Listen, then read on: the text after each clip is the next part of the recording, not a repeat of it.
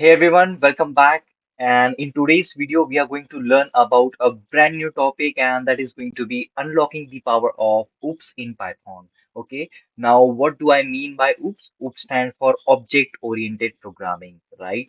So these are the topics that we are going to cover in today's agenda. So first of all, we are going to see what is OOPS in Python. Then we are going to see what are classes and object, what is inheritance, encapsulation, polymorphism, and we will conclude the video. All right.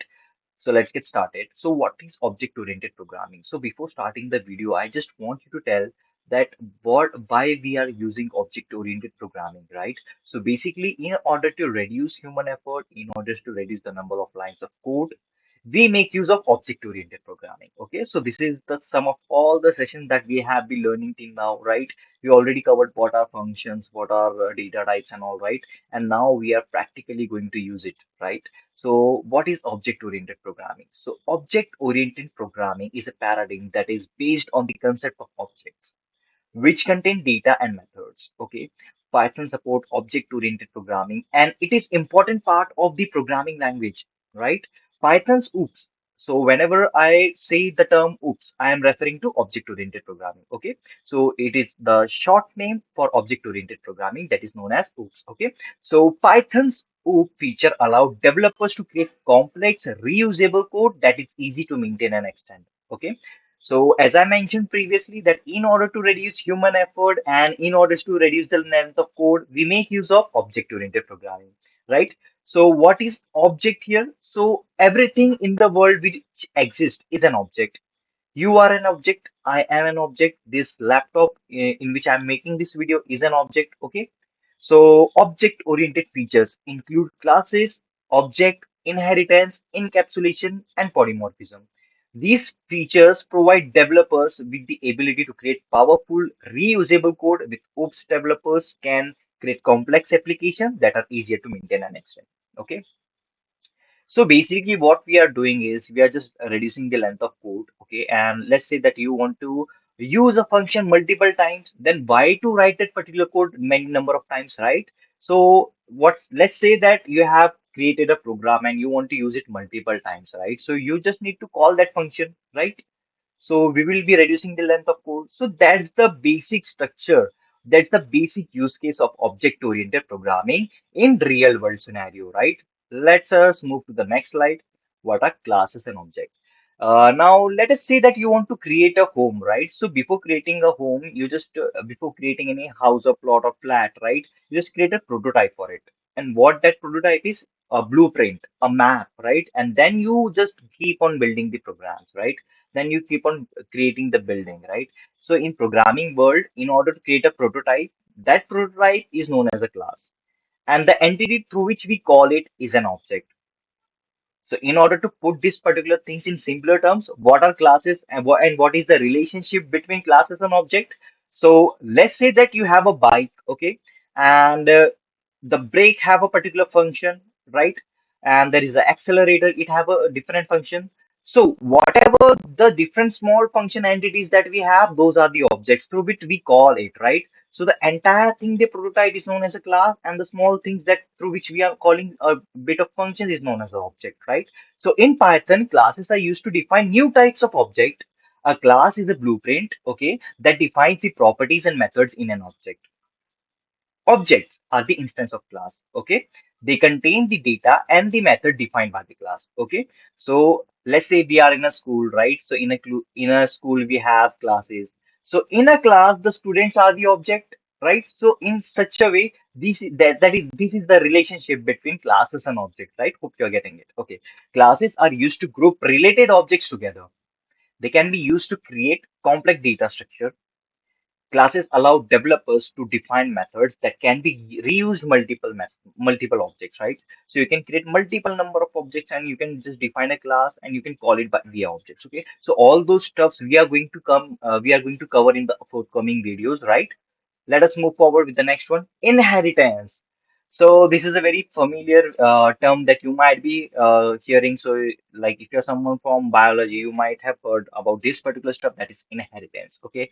So like we inherit something from our parents, right? Like let's say that you have a similar hair pattern that your parents have, right? So in or the something that we inherit from the parents, right?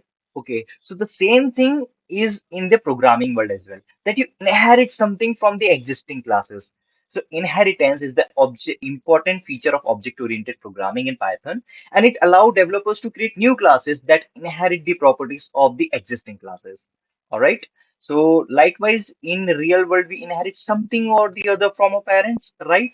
The same thing happens in object-oriented programming and in inheritance. Okay, this allows the developers to create powerful, reusable code that is easy to maintain and extend.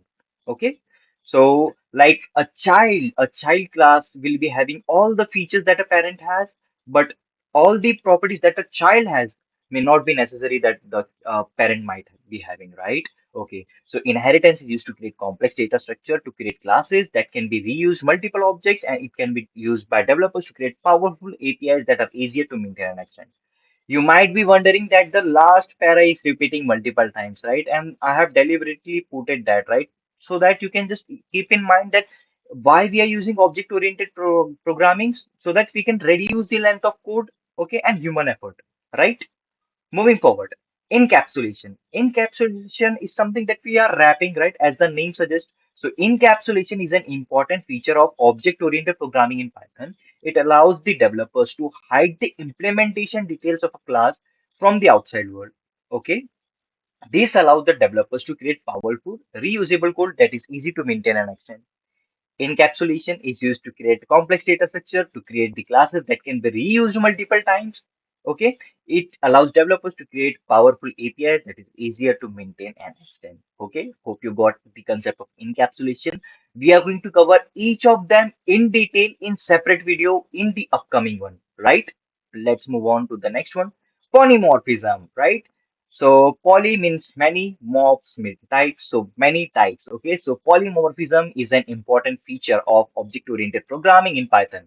It allows the developers to define methods that can be used multiple classes. Okay, so that can be used by multiple classes. This allows the developers to create a reusable code multiple times. So polymorphism is something that you are reusing something and you're just creating the type of it. Okay, so you have created a new class and then you're creating another class, but with different variations, right? So these are the creating a class and representing it in various forms is known as a polymorphism. Okay, so polymorphism is used to create complex data structure and that to create the classes which can be used multiple times. It allows the developers to create powerful APIs that is easier to maintain and extend. Okay, now here comes the conclusion part. So let us wrap up all the things that we have covered in today's agenda. So what are the things that we covered? We covered that is what are classes and objects, inheritance, encapsulation, polymorphism. All right, and let us wrap this thing up. Okay, so Python's object-oriented features provide the developers with the ability to create powerful, reusable code that is easy to maintain and extend by using classes and objects, inheritance, encapsulation, and polymorphism. Developers can create complex applications that are easier to maintain and extend.